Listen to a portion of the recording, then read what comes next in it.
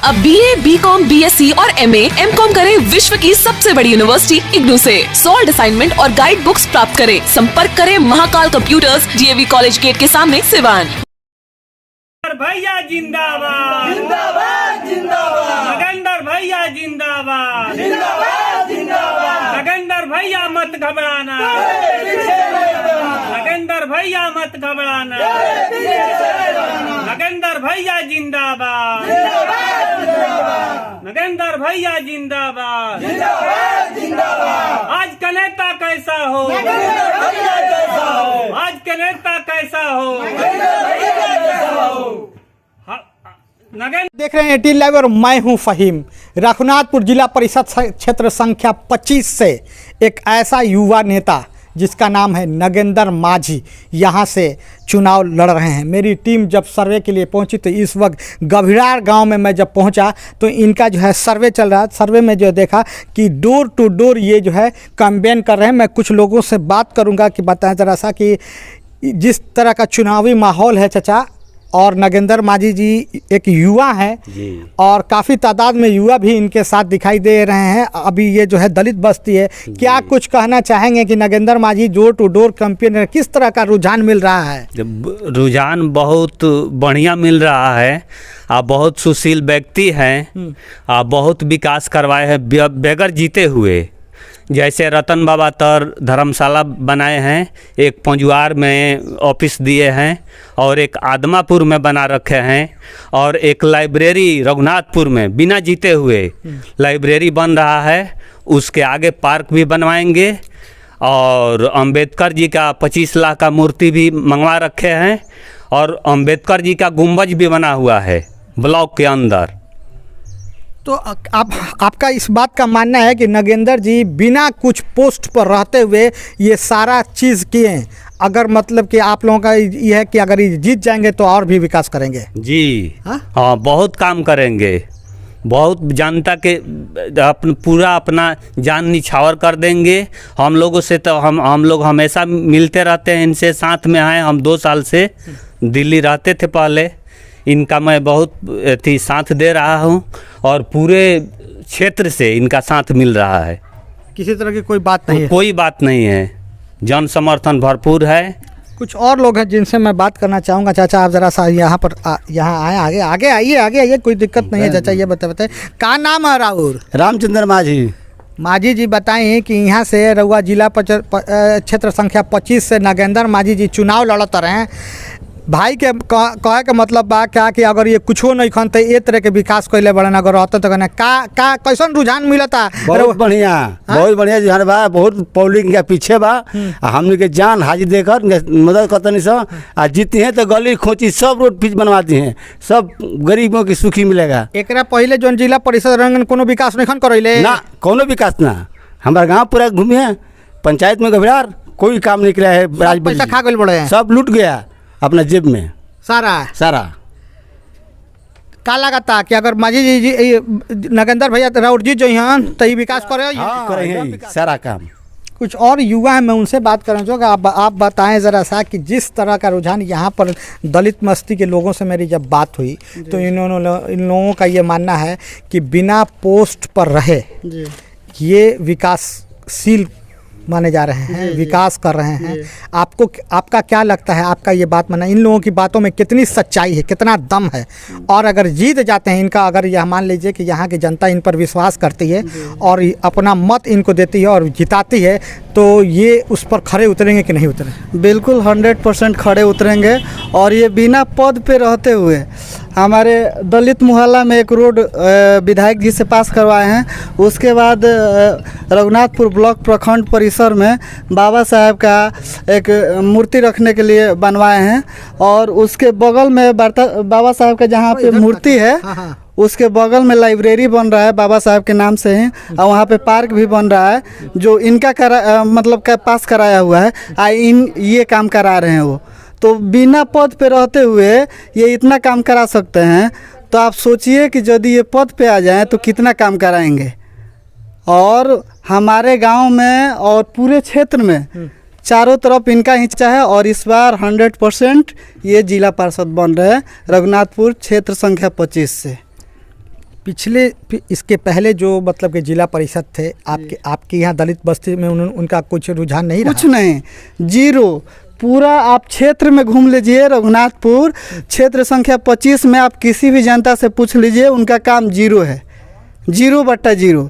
बिल्कुल काम नहीं किए हैं, अपना पॉकेट भरने का काम किए हैं और बिल्कुल जीरो काम है मतलब उनका। अपने घर का विकास किया, अपने पॉकेट का जी, विकास जी, किया, जी। पब्लिक का विकास पब्लिक का विकास बिल्कुल नहीं किए हैं, एकदम जीरो विकास है उनका। किसी भी आदमी से पूछ लीजिए, हम उनका विरोधी हैं। आप ये सोच रहे होंगे कि विरोधी हैं इसीलिए बोल रहे हैं, उनका जो समर्थक है उनसे भी पूछ लीजिएगा, ठीक है। समर्थक का पॉकेट भर रहा है उसके ये तो बहुत बड़ा एलिगेशन आप लगा रहे हैं कि उनके समर्थक भी उनके विरोधी हैं। एकदम हैं, क्योंकि वो मजबूरन वश उनके साथ हैं। किस बिना पर? अब बिना पर उनको कुछ पर्सनली फ़ायदा है, इस कारण से सोशली कोई वेलफेयर वाला काम नहीं किए हैं, वो बिल्कुल जीरो काम है उनका। सोशल वर्कर भी नहीं नहीं, एकदम सोशल वर्कर नहीं है। लिखते हैं समाज सेवी, लेकिन समाज सेवी नहीं है, सिर्फ अपना पॉकेट भरते हैं, सिर्फ और सिर्फ अपने पॉकेट एकदम। कुछ और युवा हैं, मैं उनसे भी बात करूंगा। आगे इधर आइए, इधर।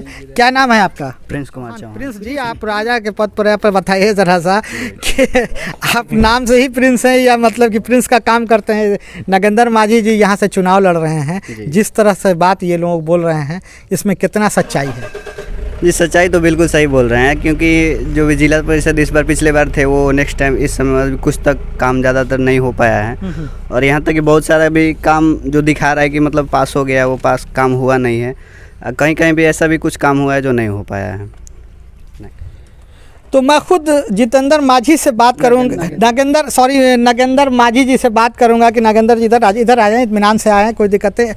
आप काफ़ी युवा हैं, एक युवा की टीम लेके चल रहे हैं, ये एक अच्छी सोच है कि आप मतलब यहाँ से जिला परिषद संख्या 25 से चुनाव लड़ रहे हैं। किस तरह का रुझान, डोर टू डोर कैंपेन कर रहे हैं, किस तरह का रुझान? ये लोग जो बोल रहे हैं ये आपके समर्थक है, तो इस तरह से बढ़ा चढ़ा के बोल रहे हैं या आपको ऐसा रुझान मिल रहा है?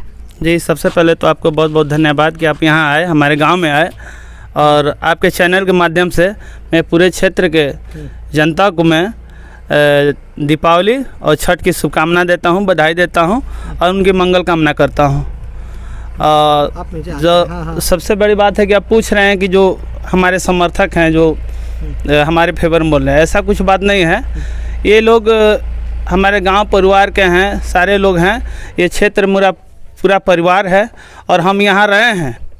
हम यहाँ पिछले 6-7 सालों से जनता की सेवा में हैं, लगातार रहे हैं, और जब से पिछले बार जिला परिषद का चुनाव लड़े थे तब से हम लगातार गांव पर हैं। सिवान से बाहर हम गए ही नहीं, लगातार जनता की सेवा में रहे हैं, चाहे ब्लॉक में, चाहे थाना में, चाहे कहीं भी हो, हम पब्लिक सेवा में रहे हैं और पब्लिक हमारे साथ है। आज रुझान पब्लिक का पूरा हमारे साथ है, ये कोई बनाया हुआ बात नहीं बोल रहे हैं। जो वर्तमान पार्षद जी हैं, आप कहीं भी किसी गांव में घूमकर पूछ लीजिए, उनका काम है कुछ नहीं है, तो उनका कुछ भी काम नहीं हुआ। आपका क्या लगता है कि आपने मतलब कि इस 5 साल में जो मेहनत की है, जो प्लेटफॉर्म बनाया है, तो उस प्लेटफॉर्म पर गाड़ी चलेगी? आपका मानना है कि हमने जो है काफ़ी सोशल वर्क किया है, तो वो एक मजदूरी करता है तो अपनी मजदूरी मांगने के लिए जाता है, तो आप जब जा रहे हैं क्षेत्र में तो किस तरह की मजदूरी मिल रही है आपको? बिल्कुल, हम जो किए हैं 5 साल में उसका भरपूर मजदूरी मिल रही है मुझे। आज मुझे मिल रहा है, जनता मुझे दे रही है, अपना भरपूर समर्थन दे रही है, क्योंकि हम उनके बीच रहे हैं। चाहे लॉकडाउन का पीरियड हो, हम उनके बीच हर सुख दुख में उनके बीच गए हैं, उनका मदद किए हैं, चाहे जहाँ से भी हो। जो है बात बताया कि लॉकडाउन में अच्छे लोग जो है लोगों का साथ दिए थे। अगर आप जो है लॉकडाउन में किसी का अगर साथ दिए तो जाहिर सी बात है कि वो जो है कॉन्फिडेंसली आपके साथ रहे। बिल्कुल दिए हैं, आप चेक कर सकते हैं, हम सोशल मीडिया पर डाले भी है उसको। हमने लोगों को मदद किया था, ऐसे लोगों को भी राहत पहुँचाया था, राहत सामग्री पहुँचाने का काम किया था जिनके पास खाने होने का कुछ नहीं था, हैं, तो हम उनको पहुँचा कर उनका भरपूर सेवा किए। पूरे लॉकडाउन के टाइम में हमने सेवा किया है।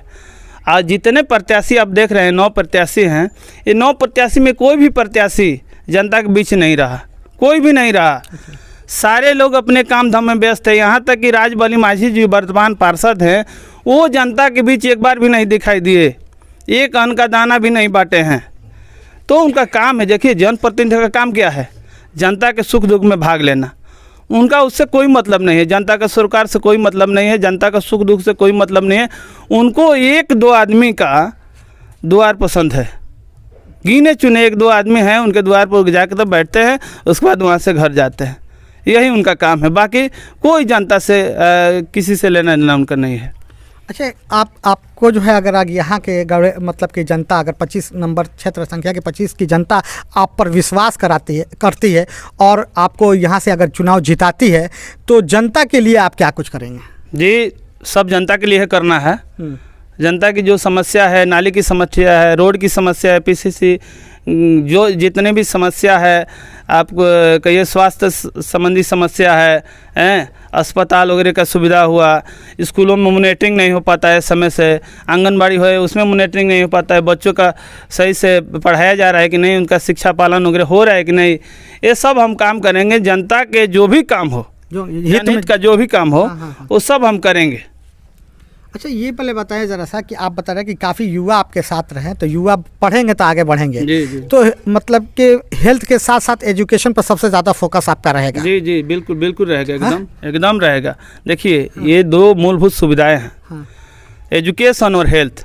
इन्हीं दो पर सबसे ज़्यादा पैसा खर्चा होता है और सरकार भी इन्हीं दो पर सबसे ज़्यादा माने जी जान लगाती है, प्रचार प्रसार करती है कि शिक्षा और स्वास्थ्य में सुधार हो, ये हो, लेकिन हो नहीं पाता है।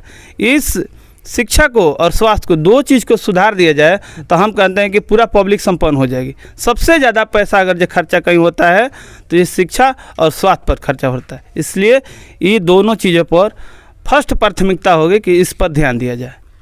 यहाँ की कुछ पब्लिक, और जब हम सर्वे के लिए निकले थे तो यहाँ की पब्लिक से हमारी मतलब कि बातचीत हुई तो उन लोगों ने मतलब कि बताया, जैसे अभी आप बोल रहे थे कि नरहन होते हुए बड़ुआ चले जाइए, सारे लोग हमको जानते हैं, ऐसे नहीं जानते हैं, हम समाज में उनके सेवा किए हैं। सैचानी गांव में मैं जब गया था तो सैचानी में बरसात का सीज़न था, वहाँ पर घुटने तक पानी लगा हुआ था। वहाँ पर अगर कोई मौत हो जाती थी तो लोग पानी में तैर कर जो है मैयत को लेकर जाते थे। वहाँ पर आप किस तरह का? बिल्कुल, वहाँ पर ध्यान है, हमारे जनप्रतिनिधि जो हमारे वर्तमान विधायक जी है उनका भी ध्यान है, और वहाँ पे थोड़ा ज़मीन की समस्या है, वो समस्या बहुत जल्द हल हो जाएगी और वर्तमान विधायक जी वादा किए उसको बनाएंगे, बहुत जल्द वो काम होगा एकदम। वैसी समस्या। सवाल आपसे जो है कि आप बताएं ज़रा सा कि आप फिर से एक बार एक सवाल है कि जनता के बारे में किस तरह की बात रहेगी? एक प्लेटफॉर्म बनाए होंगे कि हमको जीतने के बाद सबसे पहले दलित बस्ती में क्या कुछ करेंगे? देखिए, समस्या सबसे पहले दलित मोहल्ला में, पिछड़े मोहल्ला में सबसे ज़्यादा है। हम किसी जाति बाती की बात नहीं कर रहे हैं, लेकिन समस्या जो है एक्चुअल में है दलित पिछड़ों मोहल्ला में बहुत ज़्यादा होती है। यहाँ जैसे स्वच्छता से संबंधित आ जाइए तो लैट्रिन की समस्या, यहाँ हर लोग घर में नहीं उपस्थित है। यहाँ सार्वजनिक शौचालय बन जाए तो यहाँ पे वहाँ लोग के अगर 10 सीटों वाला शौचालय बन जाता है सार्वजनिक तो वहाँ पे बहुत सारा फ़ायदा होगा। और वहाँ पे सामुदायिक भवन बन जाए शादी विवाह के लिए, उसका फ़ायदा होता है। इस पर हमारा विशेष रूप से फोकस रहेगा कि जो भी दलित पिछड़े मोहल्ला है, जो पिछले कतार में जो लोग हैं, उनके लिए कुछ किया जाए, ये मेरा सबसे फोकस रहेगा। क्या जनता से अपील करना चाहेंगे? हम जनता से अपील करना चाहेंगे कि आपके बीच हम पूरे 5 साल से रहे हैं, आपका सेवा किए हैं, हम आपके बीच आज चुनाव में आए हैं, आप मुझे अपना आशीर्वाद दीजिए और मैं आपका सेवा निरंतर करता रहूँगा, मैं आपको ये विश्वास दिलाता हूँ। तो आप देख रहे थे कि सिवान जिला के क्षेत्र संख्या 25 रघुनाथपुर जिला परिषद क्षेत्र संख्या 25 से एक ऐसा युवा नेता जो बहुत ही कर्मठ, सुशील और पढ़ा लिखा एक इंसान है। काफ़ी कॉन्फिडेंस है इनके अंदर, ये सोच है कि मैं लगातार 5 साल से यहाँ की जनता की सेवा कर रहा हूँ, हर दुख सुख का साथी बना हूँ। यहाँ तक कि कोरोना काल में सारे प्रतिनिधि अपने घर से नहीं निकले, मैं अपनी जान को जोखिम में डालकर डोर टू डोर कैंपेन किया और ये देखा कि कोई ऐसा आदमी जो है जो मजबूर हो, बेसहारा हो, उसका सहारा बना, उसके कंधे से कंधा मिलाकर चला। और यही हाल मेरे साथ अभी भी यही रहेगी। अगर मैं जीत के यहाँ से आता हूँ तो मैं यहाँ का जो है सेवक रहूँगा। मैं रेणु यादव जिला परिषद क्षेत्र संख्या 38 की उम्मीदवार हूँ और आप सबों से निवेदन है कि मेरा चुनाव चिन्ह क्रमांक 8 पर आरी छाप है, जिसके सामने नीला बटन दबाकर मुझे भारी से भारी मतों से विजयी बनाइए और 38 की तमाम अपने बड़े बुजुर्ग भाई चाचा माताओं बहनों को मैं पैर छू के प्रणाम करती हूँ और आपका आशीर्वाद चाहती हूँ कि इस बार आरी चुनाव चिन्ह मिला है जो कि 15 तारीख को वोट होगा। 15 नवंबर को आप मुझे विजयी बनाइए, अपने सेवक बनाइए ताकि मैं समाज के विकास कर पाऊँ और आपकी मान सम्मान के लिए मैं रेणु यादव हमेशा तत्पर रहूँगी और खड़ी रहूँगी। इसके लिए मैं आभारी रहूँगी और मैं आग्रह करती हूँ कि आरी सब पर पड़े भारी और इस बार आरी की है बारी, आप मुझे विजयी बनाइए और अपने क्षेत्र की मुझे सेवा करने का मौका दीजिए। क्षेत्र संख्या 38 बसंतपुर जिला परिषद संख्या। सिवान की समस्त सम्मानित जनता को मैं डॉक्टर संगीता चौधरी शुभकामना देना चाहती हूँ, ब्लेसिंग्स देना चाहती हूँ, गुड विशेस देना चाहती हूँ दीपावली और छठ के मौके पर। कृपया इस दिवाली और छठ में प्रदूषण कम फैलाएं, पटाखे कम चलाएं और चाइना का बहिष्कार करें। चाइनीज सामान ना खरीदें, इंडियन सामान खरीदें और बच्चों को पटाखों से दूर रखें क्योंकि मेरे पति डॉक्टर शरद चौधरी वो आँख रोग विशेषज्ञ हैं, तो मुझे पता है कि हर साल दिवाली के बाद किसी के आँखों में रॉकेट घुसा होता है, किसी की आँखें फट गई होती हैं, किसी का ललाट फट गया होता है। तो हमारे घर में जितने भी हड्डी के डॉक्टर और आँख के डॉक्टर हैं उनका केसेज जिस तरह आता है बहुत भयंकर भयावह रूप में आता है। तो कृपया इस दिवाली हम लोग ये प्रण करें कि हम लोग प्रदूषण रहित बिना पटाखों की दिवाली मनाएंगे और सबको गिफ्ट के रूप में गुड विशेस देंगे। किसी ने मुझे गिफ्ट दिया है या नहीं दिया है, सबके लिए अच्छी अच्छी भावना रखेंगे और पिछली पुरानी बातों को भूल जाएंगे और जिस तरह घर की सफाई करते हैं उसी तरह दिमाग और कान में जो बुरी बुरी बातें सुनाई गई हैं उन सबकी सफाई कर देंगे।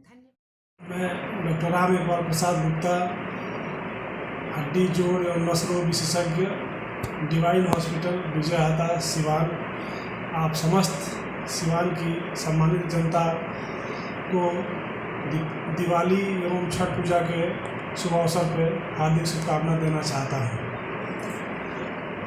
मैं ये आग्रह करना चाहता हूँ कि आप इस पर्व को सौहार्दपूर्ण एवं भाईचारा के माहौल में मनाएं।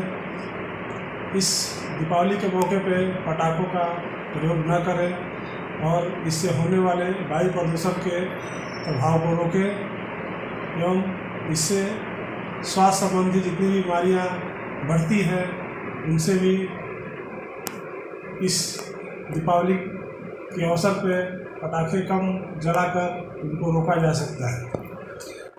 अक्सर ऑर्थोपेडिक सर्जन होने के नाते हम लोग देखते हैं कि पटाखों के चलते बहुत लोगों के हाथ उंगलियां बहुत बुरी तरह से जख्मी हो जाते हैं। इसलिए हमारा ये अनुभव है और हम इसलिए सभी लोगों से आग्रह करेंगे कि अपने भी या बच्चों को भी पटाखों के काफ़ी दूर रखें और शरीर और किसी भी पार्ट को क्षतिग्रस्त होने से बचाएं। एक बार फिर मैं सभी लोगों से आग्रह करूंगा कि इस पर्व को अच्छे तरीके से मनाएं और बहुत बहुत शुभकामनाएं आप लोगों को मेरी तरफ से। नमस्कार मित्रों, मैं डॉक्टर आशुतोष दिनेंद्र दीपों का पर्व दीपावली की ढेर सारी शुभकामनाएं देता हूं। यह दीपावली आपके जीवन में खुशियां और समृद्धि लाए। दोस्तों, इस दीपावली में मानव जाति को अपने अंतःकरण में दीप जलाना है और लोगों को ज्ञान के प्रकाश से प्रकाशित करना है। साथ साथ अगर चिकित्सक होने के नाते मैं आपको कहूँगा कि पटाखे कम चलाएं। अगर आप चला रहे हैं तो उसमें आपको थोड़ा सा गार्जियन को रहते बच्चे को अकेले ना छोड़ें, वहाँ आसपास पानी रहना ज़रूरी है और साथ खुली वातावरण में ही पटाखे